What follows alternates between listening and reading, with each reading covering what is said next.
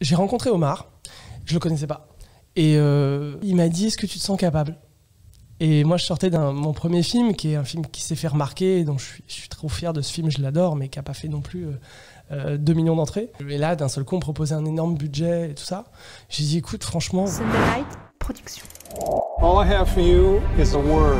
Nage droit devant toi, nage droit devant toi.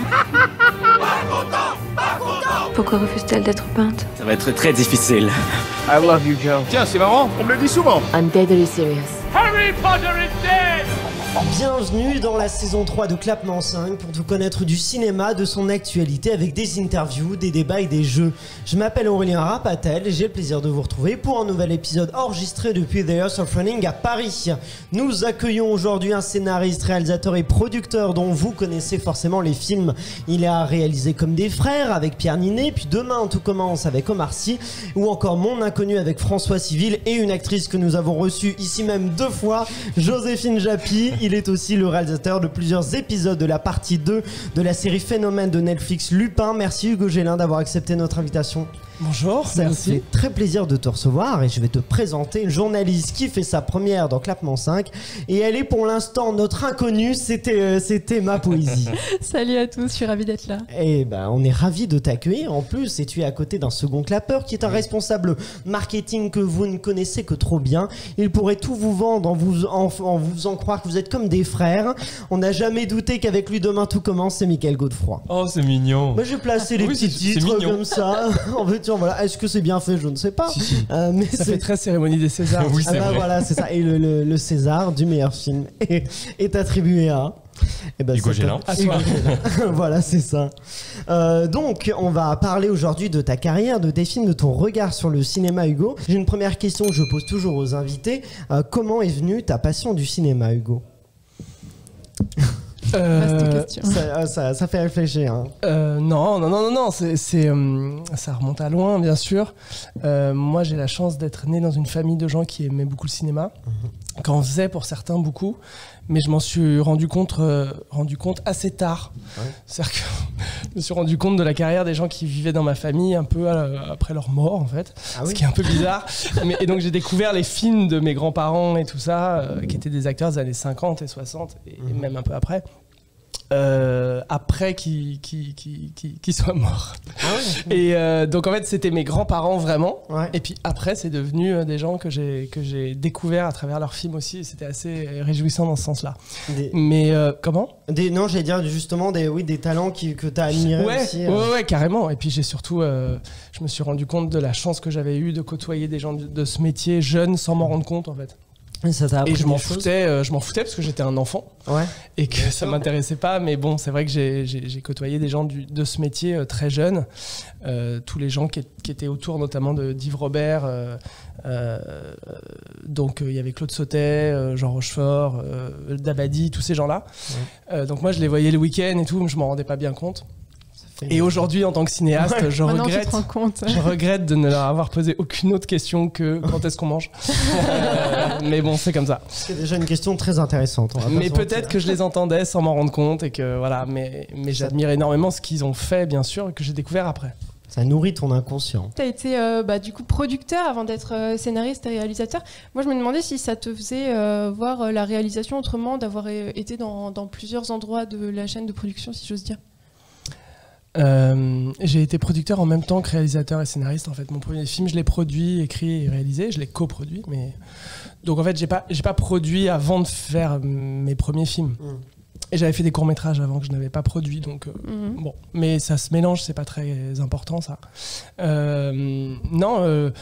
Moi j'aime l'idée de raconter des histoires, donc j'adore les écrire, même si j'aime bien réaliser des histoires que je n'ai pas écrites. En France, c'est plus rare, plus compliqué, parce qu'on a l'histoire, notre histoire qui met en avant beaucoup l'auteur et un metteur en scène est souvent auteur de ces films. Pour raconter des histoires, des fois, j'ai envie de les écrire. Et je participe même à l'écriture de films que je produis, comme La Cage Dorée, par exemple. De Ruben Alves. Voilà.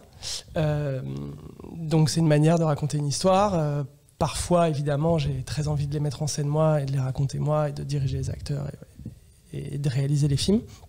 Et puis parfois, j'adore accompagner les autres metteurs en scène. Et dans ces cas-là, je ne suis que producteur. Et j'essaye de leur apporter ma sensibilité, mon regard et mon expertise. Et en général, c'est souvent avec des gens très très proches, avec une espèce de famille entre nous, un peu une famille élargie. Comme par exemple quand j'ai produit la série Casting pour Canal+, que faisait Pierre Ninet. C'était juste après Comme des frères, et c'était un peu naturel de le faire ensemble, quoi, voilà. Il y avait un lien, Michael. Moi, je vais parler un peu plus de tes films directs. Ouais. J'ai vu que dans tous tes films, il y avait un drame au cœur de l'intrigue. Donc le décès de Charlie dans Comme des frères, la perte de l'être aimé dans Mon inconnu et la maladie dans Demain tout commence. Est-ce qu'il y a une envie de ta part de déconstruire les drames par la comédie ? Franchement, je sais pas. Non, il n'y a pas d'envie. Mais il se trouve que c'est ça que j'écris et ça m'angoisse limite de m'en rendre compte. On est là, c'est une thérapie en fait aujourd'hui. Ouais. On est là pour t'aider. Ouais, non, mais c'est ma manière de raconter les histoires. Enfin, je trouve que certaines des plus grandes comédies partent de grands drames, de toute façon, toujours, parce qu'on en tire le plus fort de l'humain et le plus fort de l'humour dans des situations fortes et graves. Donc, en général, c'est un bon moyen, je trouve, pour raconter ce genre de drame, de sourire tout le temps. Et puis après, je pense que c'est une pudeur et j'aurais pu raconter ces 3 histoires-là de manière très triste. Et moi, ma manière de les raconter, c'est de toujours désamorcer les choses. Je trouve que c'est toujours... Les plus gros fous rires qu'on a, c'est aux enterrements. Et je trouve ça fort aussi, quand je suis au cinéma d'être un peu étonné et surpris par une émotion à laquelle je ne m'attendais pas. Donc souvent, je me rends compte que c'est un peu inconscient. J'ai écrit une scène émouvante, elle me touche parce qu'elle est située à un endroit où j'étais en train de rire une seconde avant et en fait, elle me touche sur une réplique ou sur un truc qui est inattendu et qui ramène de l'humain. Et l'inverse est également possible et j'aime beaucoup ça. Donc maintenant, il se trouve que j'ai fait ces films-là de cette manière-là. Je me suis jamais vraiment posé la question de « Ah, il faut que je le fasse comme ça ».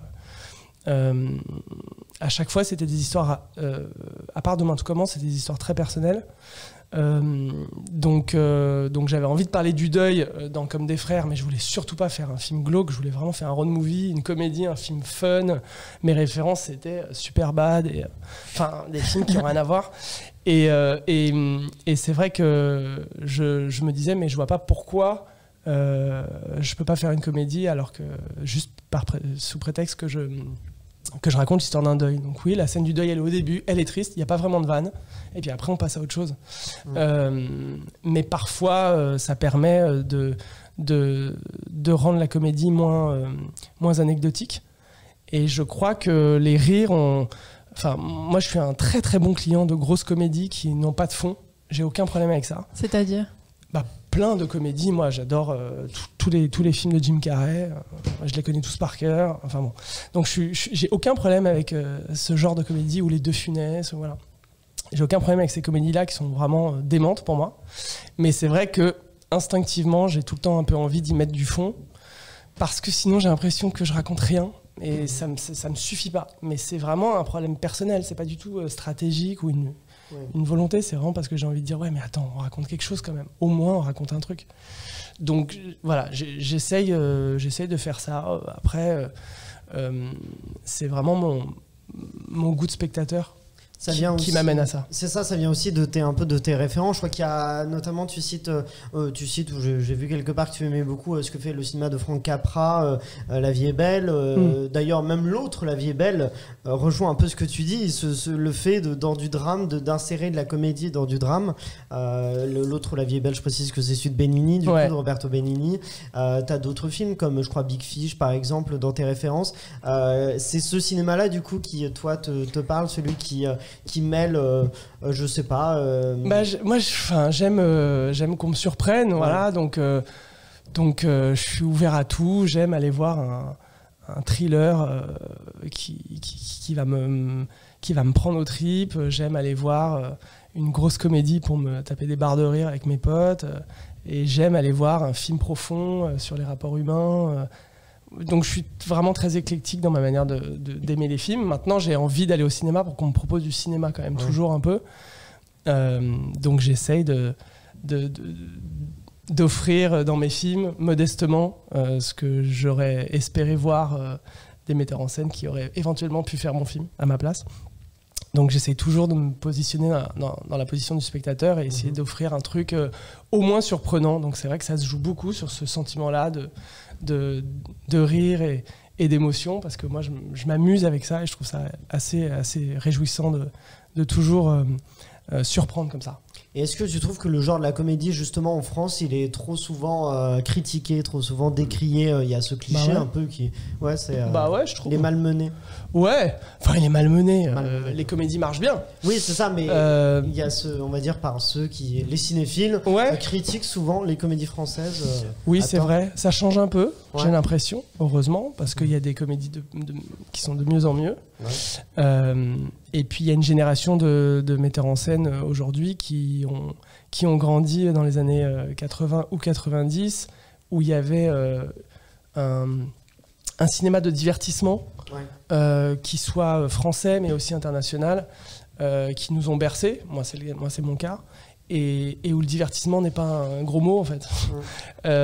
Donc ça n'empêche pas. Moi je pense qu'on peut dire des belles choses en faisant passer 1h30 formidable aux gens, comme on peut dire des très belles choses aussi dans un film très très auteur, très compliqué, très pointu, très social, qui sont des grands films aussi, c'est pas la question. Donc j'oppose vraiment pas les genres, quoi. Et justement, il y a un point commun avec, en tout cas entre tes films et un peu, du coup, je vais mettre face à l'histoire du cinéma, c'est que tes films mettent en scène des personnages masculins qui sont sensibles, et c'est ce dont a pu manquer l'histoire du cinéma. Est-ce que pour toi, je sais pas, c'est conscient ou inconscient ce fait de raconter? C'est vrai que... C'est-à-dire sensible? Non, mais qui ont des émotions, qui assument leurs émotions, parce que on a eu très sympathique Sylvester Stallone, mais c'est pas la même sensibilité. Vous l'avez vu ici, là? Non, pas encore. Bientôt, la semaine prochaine. Mais du coup, ça représente cette virilité, cette survirilité. Et toi, les personnages de tes films, ils peuvent être beaucoup plus, on voit plus, on s'attache plus à leurs sentiments, à leur Mon Inconnu, par exemple, François Civil, on comprend ce qui l'anime. Pareil pour les trois personnages Comme des frères ou le personnage de Marty. Oui, non, mais pour moi c'est tellement évident. Enfin, les films qui ne montrent pas l'humain et les failles des personnages, pour moi, n'ont pas un grand intérêt, parce que du coup on reste un peu en surface. Mais je sais pas, il y a des films avec Sylvester Stallone où il est... Oui, ça n'empêche pas. Où il est très frais. Enfin, je sais pas, moi j'aime bien Rocky, tu vois, et il est fou d'Adrienne. Enfin bon. Donc je sais pas. Donc non, mais je comprends ce que tu veux dire, mais on a aussi une culture du cinéma français derrière nous, et de laquelle je suis un modeste héritier, qui nous ont offert des films dingues avec des grands personnages de cinéma français. Tous incarnés par des grands acteurs français et qui avaient beaucoup de sensibilité. Donc je pense que je vois ce que tu veux dire d'un certain cinéma américain un peu badass, mais que moi j'aime beaucoup aussi par ailleurs. Mais moi aussi, j'assume. D'ailleurs, dans l'ouverture de Mon Inconnu, c'était un peu ça le clin d'œil avec les personnages de science-fiction que j'ai créés. C'était vraiment de m'amuser avec ce genre qui est un peu cliché et qui donc est ce que lui projette. Donc oui, je m'en amuse, mais pas plus que ça, quoi. Nickel. Et justement, donc tu parlais des hommes sensibles dans tes films, et tu as quand même dirigé Omar Sy, qui à l'époque... Mais il est hypersensible, Omar Sy. Qui est hypersensible, mais qui a aussi une vraie carrure, et que dans ton film Demain tout commence, tu as pu le diriger d'une certaine manière où vraiment dans tout le film il est touchant.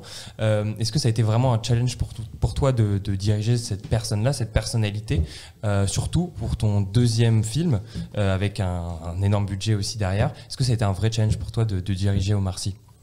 Bah oui, bien sûr. C'était un gros challenge. Moi, je me suis retrouvé sur ce film, on me l'a proposé. Je me souviens, c'était en avril, et fallait tourner en septembre. C'était déjà loqué les dates de tournage, parce qu'Omar a un emploi du temps qui est calé 1 ou 2 ans à l'avance, ce qui est normal avec sa carrière. Et donc, il y avait déjà un scénario, et ils avaient des problèmes sur le scénario, notamment de modernité dans les relations père-fille. Et ils me l'ont fait lire, et moi j'avais vraiment rien à perdre. Je leur ai dit, écoutez, moi je vous dis ce que j'en pense, voilà. Et il se trouve que c'était exactement, je crois, a posteriori ce que pensait aussi Omar du script, là où il en était, avec des choses super, mais avec des écueils à certains endroits. Et donc du coup, on a adapté le scénario original dans un temps hyper court. Et en même temps, il fallait faire la prépa. Et en même temps, il fallait trouver la petite fille qui devait être bilingue, métisse, bonne actrice, enfin bon, introuvable quoi, sur le papier. Ouais, c'est ça. Et être le rôle principal d'un film avec Omar. Enfin, il fallait quand même s'envoyer le truc pour une petite gamine de 10 ans. Et il fallait préparer les cascades, il fallait aussi repérer tous les décors à Londres, parce qu'il y a pas mal de tournages à Londres et tout. Donc en fait, c'est vrai que c'était un gros paquebot. Mais je sais pas, j'ai rencontré Omar, je le connaissais pas. Et il m'a dit, est-ce que tu te sens capable ? Et moi, je sortais mon premier film, qui est un film qui s'est fait remarquer, dont je suis trop fier de ce film, je l'adore, mais qui n'a pas fait non plus 2 millions d'entrées. Et là, d'un seul coup, on me proposait un énorme budget et tout ça. J'ai dit, écoute, franchement, ouais, je crois que je me sens capable. mais si dans le temps imparti, je sens qu'on n'y arrivera pas, je te le dirai. Il faudra qu'on se le dise, voilà. Parce que c'est sûr que je ne suis pas sûr de pouvoir rendre dans les temps pour un tournage en septembre. Donc viens, on se donne des deadlines toutes les 2 semaines. Je crois que c'était ça qu'on s'était dit. Et toutes les 2 semaines, on fait un checkpoint de là où on en est et on voit si on est dans les temps, quoi. Et puis on a été dans les temps tout du long, et je crois que même avant avril de l'année suivante, on avait fini le film, il était terminé, tourné, monté, etc. Donc c'était assez fou quand même comme expérience. Et au final, pour répondre au fond de ta question, travailler avec Omar Sy, c'est exactement pareil que travailler avec un acteur qui n'est pas connu, ou travailler avec un jeune acteur qui vient du théâtre, ou une grande actrice qui a 50 ans de métier. C'est vraiment... Moi, j'ai tellement pris mon métier toujours comme ça qu'en fait, quelle que soit la personne que j'ai en face de moi, je ne fais que m'adapter tout le temps. Donc, j'ai besoin de connaître la personne. Et à partir du moment où je la connais, j'essaie de la comprendre. Jusqu'à présent, j'ai de la chance, c'est que j'ai rencontré sur mes plateaux des gens que j'aimais beaucoup, que j'arrivais à aimer beaucoup, d'une certaine manière, d'une manière ou d'une autre. Mais et du coup à les amener là où j'avais envie de les amener. Donc tu diriges pas du tout de la même manière Omar que Pierre Ninet, que Pierre Ninet à l'époque, que Pierre Ninet sans doute aujourd'hui, que François Civil il y a 2 ans, ou que François Civil maintenant, que Clémence Poésy ou Mélanie Thierry, voilà. Donc c'est vrai que quand on a compris ça, en fait, moi ça a été un peu instinctif. Je me suis dit, mais en fait, il faut que je m'adapte parce qu'ils n'ont rien à voir. Donc je peux pas leur parler de la même manière. Et il se trouve que cette simplicité, cette honnêteté-là que j'aime bien avoir avec les gens que j'aime filmer, parce que j'ai besoin de les aimer pour les filmer, quoi. Et ça a été le cas vraiment avec tous ceux que j'ai filmés, pour les mettre le plus en valeur possible, pour les rendre plus beaux, pour les rendre plus intelligents, pour les rendre plus...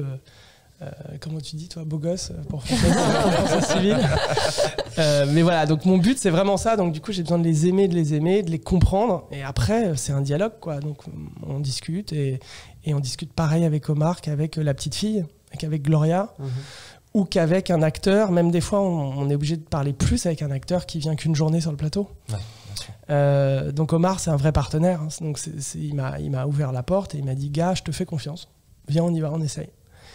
Et voilà, et on s'est dit, go, on y va. Et on raconte cette histoire et on y croit jusqu'au bout. Et on l'a essayé de la faire humblement, dans notre coin, sans fanfaronner, discrètement. Et pourtant, il sortait du périph' et d'Intouchable. Et on a dit, viens, on fait le film tranquille dans notre coin. Et puis on sort le film discrètement, on le montre aux gens et on laisse faire, et voilà.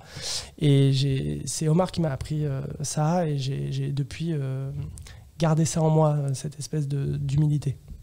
Et justement, c'est le titre du film, c'est Demain tout commence, et c'est une phrase de ta grand-mère, c'est ça que disait ta grand-mère. Et tu dis d'ailleurs dans une interview... Alors pour faire encore plus chic, c'est que c'est une phrase de Gaston Bachelard, un philosophe. Voilà, donc ça fait boulard. Et que ma grand-mère reprenait tout le temps, et dont elle a écrit ses mémoires, et son bouquin s'appelait comme ça. Donc elle le disait vraiment tout le temps. C'est quelque chose qui revenait, et tu dis qu'elle a, à 88 ans, avant, elle allait toujours au cinéma tous les soirs. Elle avait une galerie d'art où elle exposait des jeunes artistes qui a été attachés à faire émerger de nouveaux talents. Et finalement, est-ce qu'on retrouve pas un peu dans ton cinéma, donc au-delà du titre du film bien sûr, mais aussi le fait de vous partager la même volonté de faire émerger de nouveaux talents? C'est ce que tu as fait par exemple avec Pierre Ninet, où tu as contribué à faire découvrir Pierre Ninet. Et aussi on retrouve la grand-mère qui va au cinéma tous les soirs, un peu dans Mon Inconnu, avec le personnage d'Edith Scobb qui a sa place réservée tous les soirs. Bon, on apprend qu'elle peut pas y aller, mais elle a sa place chaque soir. Est-ce qu'il y a pas un peu de ça? Est-ce que tu ressens en tout cas l'empreinte de ta grand-mère sur ton cinéma Bien sûr, partout. Le titre du film Demain tout commence. Et quand j'ai décidé de partir tourner à Londres ce film-là, la dernière fois que j'ai vu ma grand-mère, c'était pour lui dire que j'allais appeler le film comme ça. Et elle nous a quittés pendant le tournage. Donc le film lui est dédié encore plus, quoi. Et donc il y avait d'autant plus de raisons de l'appeler comme ça. Et oui, bien sûr, après je pense que Pierre Ninet aurait eu la carrière qu'il a sans moi. Bien sûr. Ou alors Gloria dans Demain tout commence. Bien sûr, bien sûr, mais les rencontres entre les réalisateurs et les acteurs, c'est toujours un peu... on n'est jamais vraiment... la raison pour laquelle un acteur explose. Je pense que quand un acteur a autant de talent que Pierre, que François, que Benjamin Laverne, que Omar, que tous ces gens-là que j'ai eu la chance de côtoyer, que Duvauchel, de Maison, tout ça. Bon, et voilà, de toute façon, ils vont faire leur preuve d'une manière ou d'une autre. Ça, voilà. Mais c'est vrai que pour répondre à ta question, pardon, ma famille est très présente dans tous mes films, partout, à plein d'endroits. Dans les noms des personnages, dans les noms des personnages secondaires, dans Jean-Pierre le pêcheur aussi, ça vient. Jean-Pierre le pêcheur, non. Jean-Pierre le pêcheur, c'était vraiment pour une vanne. Mais beaucoup des autres, ouais. Voilà, donc moi j'aime bien faire ça c'est des clins d'œil un peu partout, même certains acteurs que j'ai pris Micheline Prel pour jouer dans Comme des frères, la grand-mère de Duvauchel. Et elle avait joué avec mon grand-père pendant très longtemps, Les Saintes Chéries. Il y a Edith Scobb, je la connaissais pas, mais quand mon directeur de casting me l'a proposé, je mens pas, j'ai googlé. Ah oui. Et j'ai cherché des interviews d'elle parce que vraiment je me suis dit bon ok, alors laisse-moi me souvenir, nanana. Et j'ai adoré tout de suite, et je suis tombé sur une interview où elle raconte, une vieille interview où elle est très jeune et où elle raconte que elle est devenue actrice parce qu'elle a vu mon grand-père au cinéma. Ah ouais. Et donc là j'ai fait what? Et j'ai dit ok, c'est elle, il faut qu'elle me dise oui parce qu'il y avait un lien. Mais en fait à la base j'étais pas au courant. D'accord. Donc peut-être qu'elle m'a dit oui pour ça, je sais pas. Et mais donc oui, de toute façon on essaye de mettre de nous partout tout le temps parce qu'on n'a pas d'autre inspiration que ça. Donc on regarde autour de nous et puis on s'en inspire comme on peut. Donc des fois c'est des clins d'œil qui sont marrants et des fois il y a que moi qui le sais et c'est très bien comme ça. Bon, ça marche aussi très bien. On a d'habitude une chronique pendant l'interview, mais aujourd'hui nous avons une chroniqueuse un peu particulière qui a un message pour toi. Je t'en prie, regardons ça. Salut Ujo Guélin, j'aimerais qu'on exercice plusieurs points très importants. Le premier, c'est de savoir l'éléphant bleu dans le salon de Demain tout commence. Il est où? Parce que je me pose la question depuis tout ce temps et c'est très important de savoir ce qu'il est devenu. Ensuite, la question que tout le monde se pose, c'est de savoir s'il y aura une suite à Demain tout commence. Donc bien sûr, même si je fais pas partie de l'aventure pour des raisons évidentes, au moins que voilà, qu'on soit fixé sur une date ou quelque chose. Ma dernière question, mais pas la moindre, c'est comment tourner avec Omar Sy? Gros bisous. Qu'est-ce qu'elle est belle. Message donc de Gloria, l'actrice qui jouait la petite dans Demain tout commence, qui n'est plus si petite. Qui nous a enregistré ça. Qui a pour joué toi. cet été dans un film là. Ah bah voilà, on va pouvoir la retrouver. Elle est à Miami là, d'après. Ouais, je sais. Compris. Et alors du coup, as-tu des réponses à ces questions? D'après les toucans qui passaient derrière. C'est vrai, les toucans, ça donne des indices. Tu l'as compris, tout le monde veut savoir ce qui est devenu l'éléphant bleu du salon dans Demain tout commence. C'est terrible parce qu'il a une destinée atroce. Qu'est-ce qui s'est passé? J'ai honte de cette destinée. Non, en fait, on ne savait pas quoi en faire parce qu'il est vraiment gigantesque. Il était vraiment gigantesque. On l'a fait faire sur mesure et tout. On l'a fait faire dans la pièce, qui était un studio à Brie-sur-Marne. Et en fait, personne ne pouvait le déplacer. Il fallait genre 4 Fenwick. Enfin, c'était un bordel monstre. Et donc, on l'a laissé à Brie-sur-Marne. Ils l'ont gardé. Et au bout d'un moment, ils l'ont Ah, ils l'ont... Ils l'ont euthanasié. Non. Ouais. Et moi, on a essayé à un moment de le sauver, notamment pour l'association d'Hélène Si, C'est que du bonheur, pour essayer de faire en sorte qu'il puisse être dans un hôpital pour enfants. On trouvait ça trop bien, il était vraiment gigantesque. Hein. Et en fait, c'était plus possible, il se déliquesçait, ça restait, c'était pas une vraie peluche, ça restait un décor de cinéma, c'est-à-dire qu'en fait tout l'arrière il n'était pas cousu, malheureusement vaut mieux qu'il est resté dans le film. L'éléphant est mort. Il reste le petit qu'elle a dans son plumard. Voilà, au moins il y a ça. Et alors, je lui enverrai si elle veut. Et c'est question aussi, donc la suite après-demain tout se poursuit peut-être. Ça fait très James Bond. Oui, c'est vrai. J'imagine que c'est pas à l'ordre du jour. Non, bien sûr que non. Non. Toi, mais retrouver Gloria, retrouver Omar, oui, bien sûr, mais... Tu l'as déjà retrouvé, Omar, avec Lupin. Voilà, ouais. Mais cette histoire-là, non, bien sûr que non, elle a aucun sens. Non, bien sûr. Bon bah voilà, c'était un petit message en tout cas spécialement pour toi de Gloria. Et maintenant j'ai une question pour toi, si on s'intéresse du coup à ton film d'après, puisque Demain tout commence est avant Mon Inconnu. C'est justement Mon Inconnu, on en a parlé un peu, notamment le personnage d'Edith Cobb, et je citais tout à l'heure La vie est belle de Capra. Est-ce que du coup ça fait partie un peu des inspirations, le fait d'avoir un personnage qui voit d'une autre façon, par un autre prisme, la vie qu'il avait, qui se dit qu'en fait elle était pas si mal? Ouais, bah bien sûr. Frank Capra est un de mes metteurs en scène préférés. Son bouquin Hollywood Story est un des livres de chevet que j'offre à tous les gens que j'aime. Et oui, bien sûr, La vie est belle de Frank Capra est un grand film, un grand film de Noël. Que Mon Inconnu peut devenir d'ailleurs. Il y a de la neige, ça marche. Hein. Et notamment sur les 30 dernières minutes, parce qu'il est vraiment construit autrement le film. Et sur l'apparition de l'ange qui lui dit voilà, tu veux te suicider, mais je vais te montrer la vie du village si tu n'avais pas été là. Donc tu vas te rendre compte de ton utilité aux gens qui t'entourent. Et c'est vrai que ce procédé-là, assez classique du chronique, a été utilisé dans plein de films depuis, comme Family Man, comme Un jour sans fin, etc., qui sont d'autres références vraiment fortes pour moi. La vie est belle en fait évidemment partie et est en première ligne parce que c'est un grand film de cinéma. Après, c'est un film sur la famille, ce qui est moins le cas de Mon Inconnu, qui est une rom-com. Donc, rom-com, c'est la contraction de comédie romantique en fait. Voilà. Oui, voilà. Pour ceux qui ne savent pas, je précise. Ouais, qui n'ont pas internet. Donc. Qui n'ont pas, c'est ça. Pour les personnes de plus de 60 ans qui nous écoutent. Non, mais en tout cas, oui, bien sûr. Et moi, j'ai plein de rêves. Des fois, j'ai des rêves que sur une scène. Des fois, j'ai des rêves sur un plan. Des fois, j'ai des rêves sur un personnage. Donc, j'ai des rêves partout. Moi, dans Comme des frères, j'ai des rêves aux dents de la mer, alors que personne ne le sait.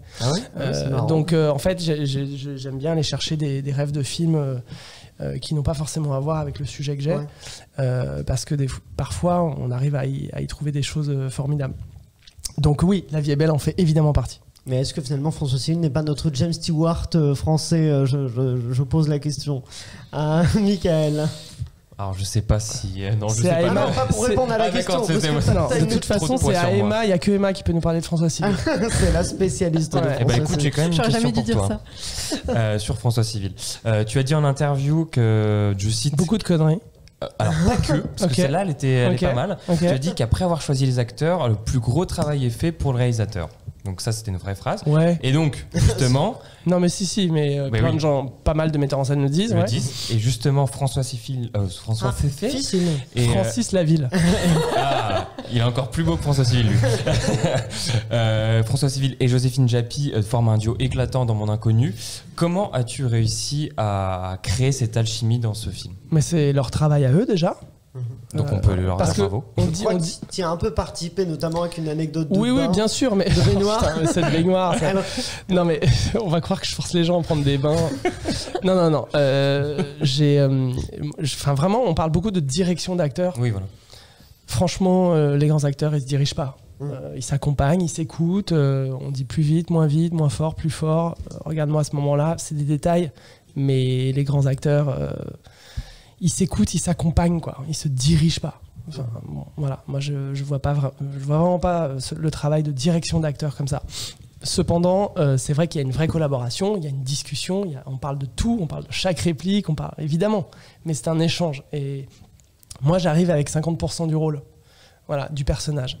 Et puis l'acteur ou l'actrice, j'ai besoin qu'il arrive avec 50%, les autres 50%, voilà. Donc, qu'il se démerde pour avec sa réflexion sur l'histoire, son background, son histoire personnelle, ce qu'il a envie d'y mettre.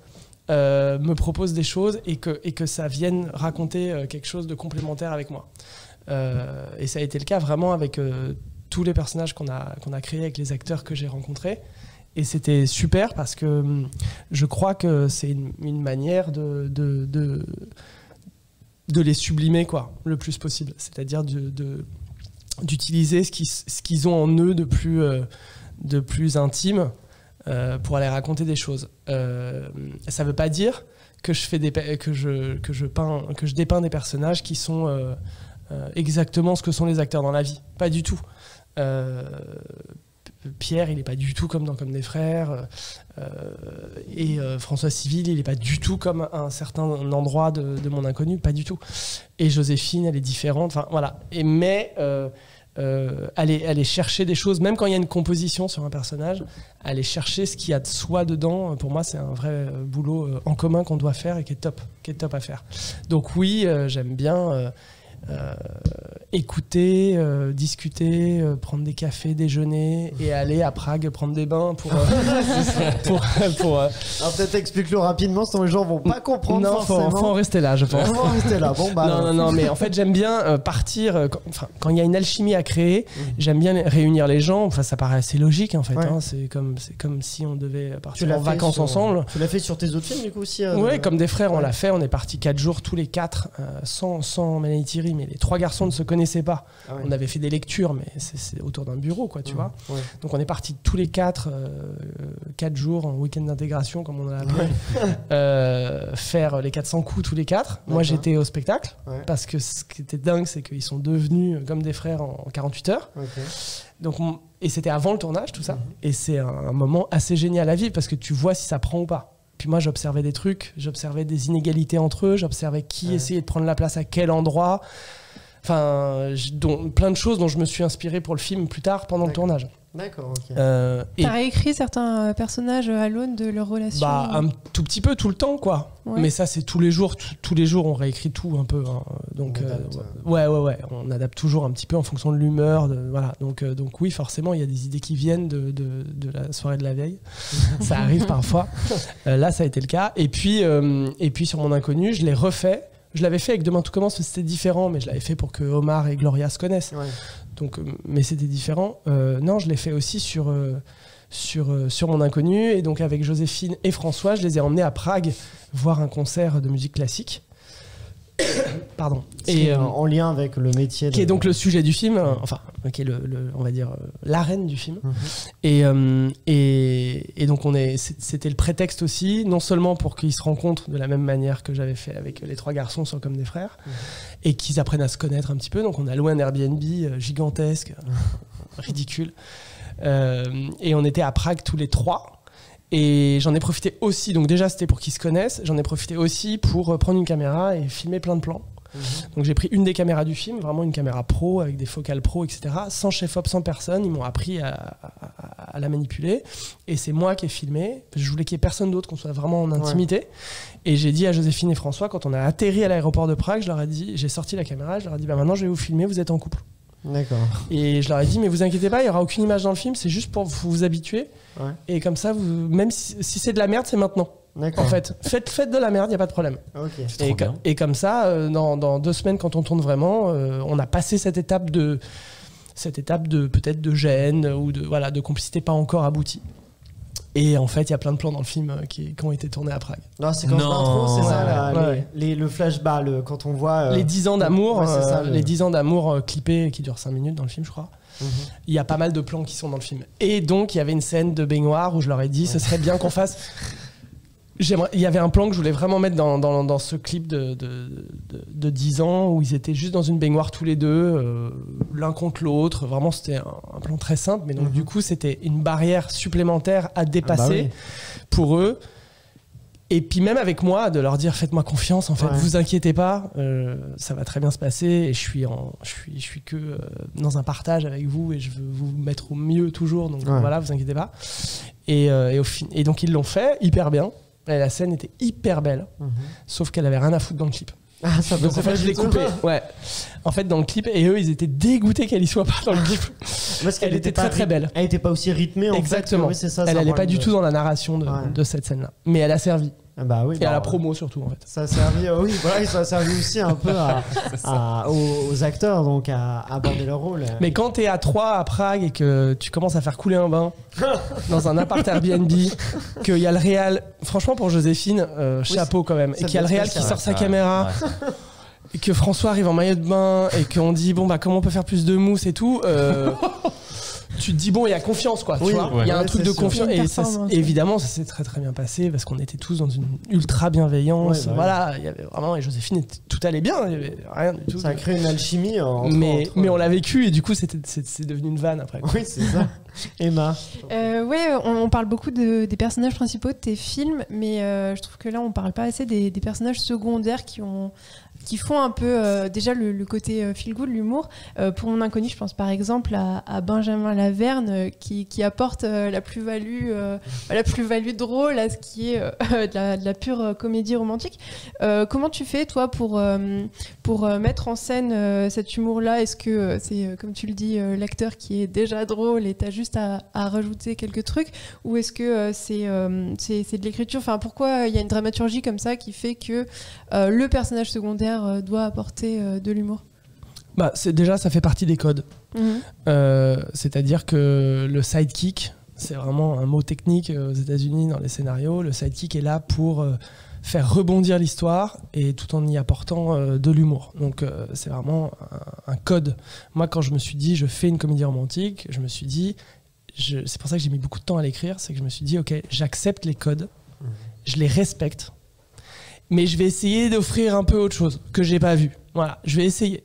Mais déjà, je vais respecter les codes. Et les codes, c'est comme Alain Chabat qui dit toutes les histoires, c'est a girl meet a boy movie. Voilà, ça commence toujours comme ça. J'ai essayé de respecter ça déjà, comment un homme et une femme se rencontrent, ou un homme et un homme, peu importe, comment deux êtres se rencontrent. Et dans une comédie romantique, comment ils s'aiment, ils se désaiment, puis ils se re-aiment. Voilà, c'est aussi con que ça. Donc ça, c'est le code classique de la comédie romantique.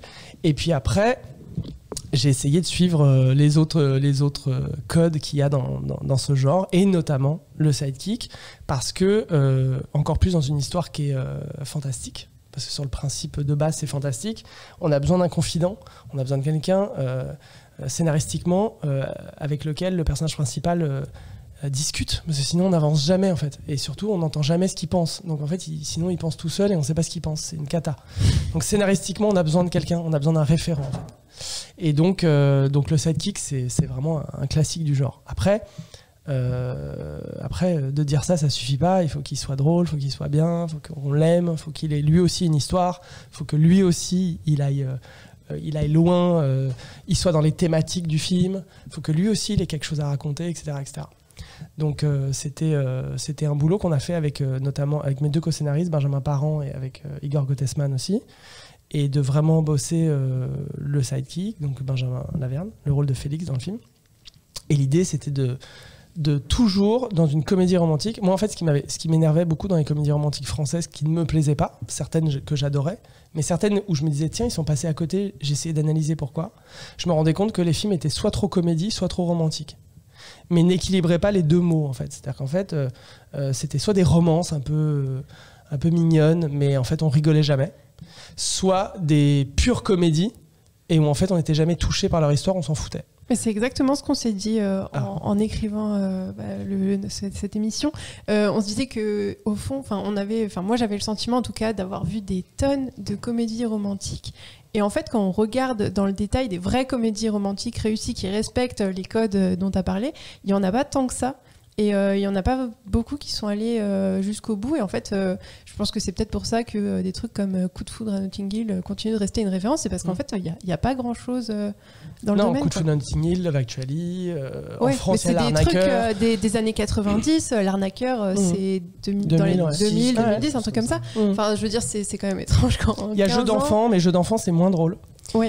Mais c'est un super film. Donc oui. Et c'est vrai que du coup, quand on s'est dit ça, on s'est dit, ok, il faut tout le temps passer d'une scène de romance à une scène de comédie, d'une scène de romance à une scène de comédie, tout le temps, parce qu'il faut toujours que celui qui n'aime pas la romance se dise, c'est bon, hop, tu le rattrapes juste derrière, et celui qui dit, c'est bon, j'ai rigolé, mais raconte-moi un truc qui me touche, puisse se rattraper aussi. Donc en fait, on était tout le temps en train d'osciller dans l'écriture entre ces deux pans, et le personnage de Benjamin Laverne était très utile pour ça. Après, on a mis de la comédie aussi sur Joséphine et aussi sur François. Oui. François, il est drôle quand même à plein de moments aussi. Goût coco, moi ça me tue cette réplique-là. Je sais pas. Donc, François, il est évidemment très drôle à plein d'endroits, mais c'est vrai que le sidekick de Benjamin est très payant parce qu'il arrive.